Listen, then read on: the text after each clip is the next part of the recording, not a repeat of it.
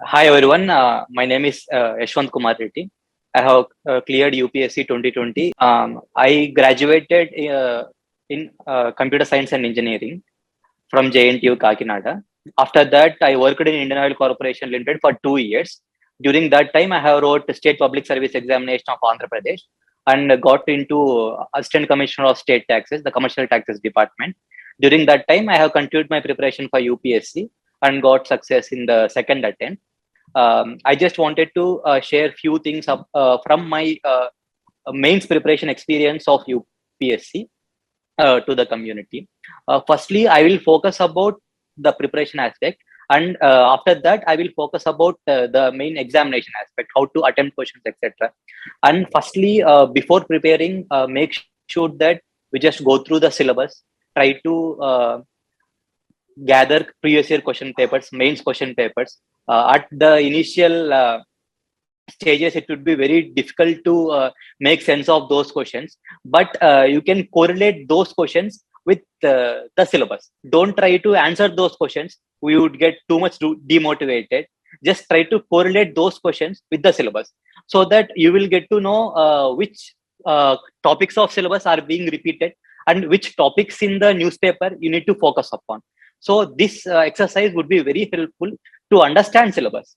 Just by reading syllabus, we might not remember much of that. So if we correlate that syllabus with the previous year question papers, then definitely we can get a better understanding of the syllabus. Once we get this understanding of the syllabus, then just go to Google and see the strategies of previous year toppers, like the kind of books they have referred, the kind of reference books and materials, coaching materials, anything. There are multiple toppers on the TSR blog, etc. They have wrote very excellently topics for each and every small subtopic in the syllabus. So just go through them, zero out on your sources, one or two sources, and start making your own notes. कौन नहीं चाहता कि उसका mentor एक UPSC ranker हो। 2021 के final results में Civils Daily IAS के 200 से भी ज्यादा सिलेक्शंस हैं। Guys, I am going to connect you 1-to-1 with Civils Daily rankers for free. There is a link in the description, fill it and schedule a session. These ranker will prepare a timetable and a personalized plan for you. ये toppers आपको exactly वही बताएंगे कि कौन सी book follow करनी है, कौन सा चैप्टर पढ़ना है. They will guide you in answer writing, mocks and accessing them. Don't miss this golden opportunity to get mentored by a ranker. For example, in your first initial reading itself, don't try to make notes, because if we start making notes in our first reading itself, we might add many unimportant or irrelevant points in our notes. So just have a basic reading of all the sources for that particular topic which you wanted to complete.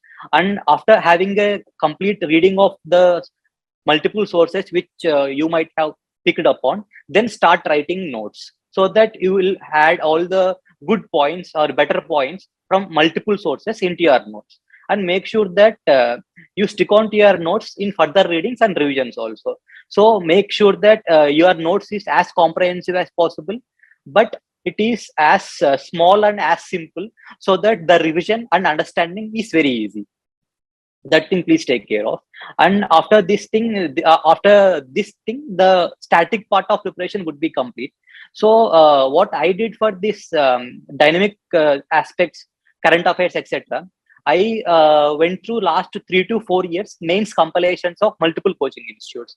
So if UPSC is asking some question in the mains exam, even if it is not in this year's current affairs, it might be in use in at least last 2 to 3 years, if not all, most of the questions. So if we cover mains compilations of last 2 to 3 years of any coaching institute, then it might be like we would be covering at least 20 to 30% of the dynamic part also, keeping aside the current year's current affairs.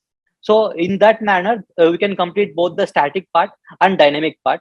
And further, for current affairs, with regard to mains, I have completely depended on coaching institutes compilations, and I found that they were quite useful, and I have also saved a lot of time.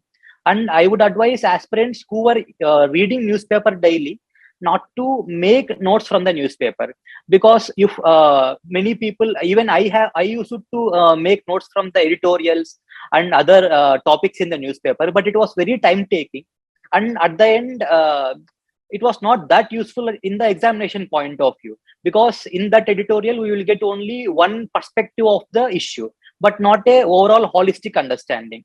But in these mains compilations and all, we will get holistic understanding of the issue and the entire content that we need to answer or face any question from that topic. So while reading newspaper, try to collect topics which you wouldn't normally get in compilation. For example, any best practices, case studies, statistics, committee reports, or any examples that you can quote in ethics paper, etc. So such kind of things which we won't generally get in compilations, we can use newspaper reading for to gather those kind of things, so that to gather the value addition content, we can use newspaper, so that our answer stands out. So like in this manner, after having enough content for the examination, try to give mock tests. Mock tests are very important, because one thing, we will understand where we are lagging. For example, our style of writing introduction, or our style of writing paragraph, whether we are adding good number of examples, whether we are substantiating the statements that we are making or not. So this all we will get to know only when we are writing mock tests. So while writing those mock tests also, try to stick on to the time limits as far as possible, because during mocks our mindset would be like that, we need to present all that we know so that we can get good feedback from the examiner. But it is also very important to balance that with the time. Or if we are not able to complete the paper in that limited time frame also, try to have a mental framework of how you will attempt the question paper in the examination hall. For example, I used to have this thought that I used to have this plan that for every 15 minutes I need to complete 2 10 markers. After that, for every 10 minutes I need to complete 1 15 marker. If we go in this way, the entire examination would be completed in around 175 minutes. The remaining 5 minutes we can use for any miscellaneous tasks, or for any question that for which we need more amount of time. So for some people, they might write a bit slowly in the starting. They can speed up in the ending. So accordingly, we can plan based on the experience we have in the mock test. We can plan this mental framework of allocation of time, which is very important in the examination.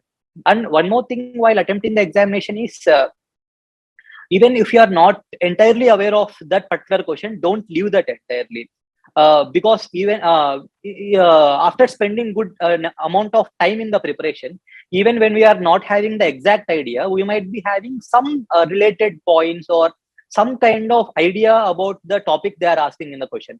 Try to gather some points from that, and try to adapt that to the demand of the question and attempt it. Because an unattempted question is like losing lot of marks.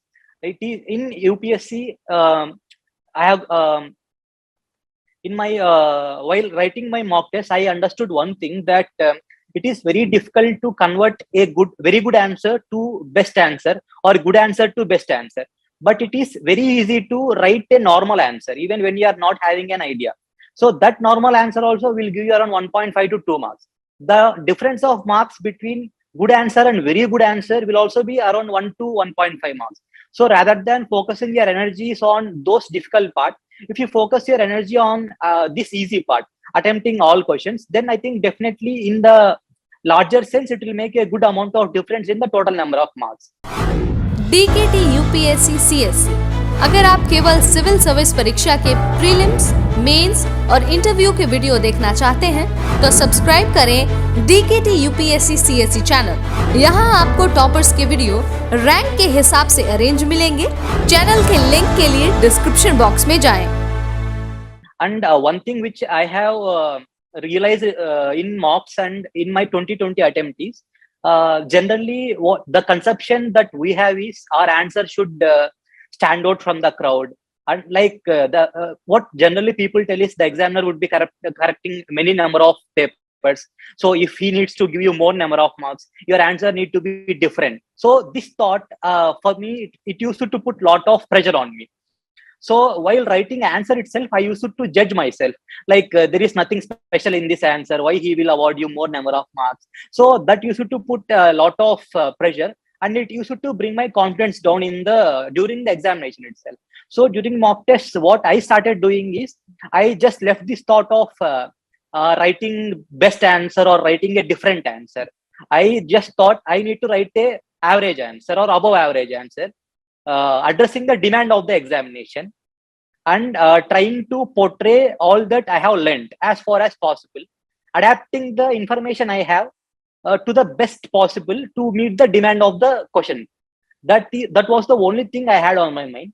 And writing 2-3 best answers, writing 20 average answers is way better than writing just 2-3 best answers and messing up on few questions. So make sure that playing this average sort of game, I think that would give a good amount of marks in all the GS papers. So don't just bog down by the this expectation of exceptional answers and answers that stand out from others.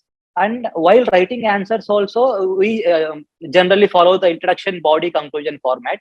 And in introduction, without just writing about the definition or those kind of normal things, try to include any current event or any happening. If UPSC is asking question, then there might be some recent relevance of that particular topic or any happening that we can link to that thing. So try to link that as far as possible, and try to discuss that thing in the introduction itself, so that the examiner will come to know that you have awareness about that particular issue. And while writing in the body also, try to include examples or statistics, at least for 2 or 3 points, so that whatever the points that we are making, they don't seem vague. This generally people call substantiation. So try to support your views with any committee report or statistics, etc., so that our answer looks rigid. So after this, in conclusion part, what I did is, generally when we reach that conclusion part, we will be left with only 10 to 15 seconds of time. So trying to write an innovative conclusion or trying to write something was very difficult for me. So what I did is, in many of the questions, UPSC doesn't ask us for solutions. So what we can do is, without conclusion, we can just put a side heading like way forward and give 1 or 2 solutions. So like without, then we can skip writing conclusion. I did that in my 2020 attempt and it has worked fine for me. So if not that, if UPSC has asked the solutions in the question itself, then we can't use this technique. So what I did is, for topics in GS, I made some standard conclusions. For example, for any economy topic, I used to write like with holistic cooperation of all the above stakeholders, we can achieve Atmanirbhar Bharat within the coming so and so years. So likely we can write some standard stock conclusions for many of the topics. So why this helps is, at that point of time, we would not be having much time to think upon to write an innovative conclusion. So if we just write without thinking, it might look very vague. So if we have these ready-made conclusions, then that might save our day while writing conclusions. So yeah, these are the things that I have followed in my mains examination, which have fetched good amount of marks. Thank you.